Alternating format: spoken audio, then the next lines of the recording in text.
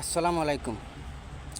আমরা আজ একটা ছাদের একটা ড্রয়িং নিয়ে আলোচনা করবো, যে ছাদের যে রড বান্টিং। তো তেমন বেশি কিছু না, সমস্যা হয়েছে কি আপনার এই যে আমাদের 4টা বারিন্দা আছে, 4টা বারিন্দা নিয়ে যে যত ঝামেলা আজকে আর কি।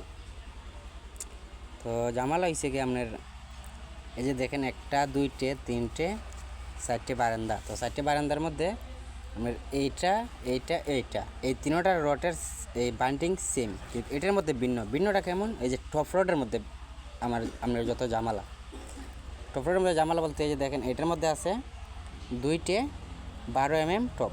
এই যে দেখেন 2টে 12 mm, এখানেও আছে 2টে 12 mm, এই বারান্দাটাও আছে 2টে 12 mm। তো আমরা 1টা 2টে এই 3টে পাইছি 2টে 12 mm টপ রড যেটা।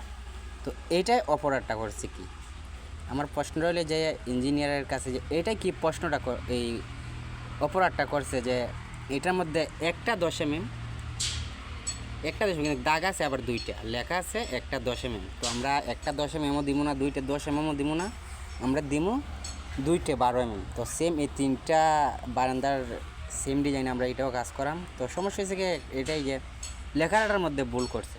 তো লেখাটার মধ্যে কোন কারণে 1টা 10 mm দিল, 2টে 12 mm দিত সেম থাকতো। তো একটা কারণটা কি, নাকি এটার মধ্যে লোড কম না বেশি, প্রশ্ন হলো এটা। না এটা কোনো এই বারান্দাটা কোনো অপরাধ করছে ইঞ্জিনিয়ারের কাছে, যে কারণে এটার এত বড় একটা শাস্তি দিল ইঞ্জিনিয়ার।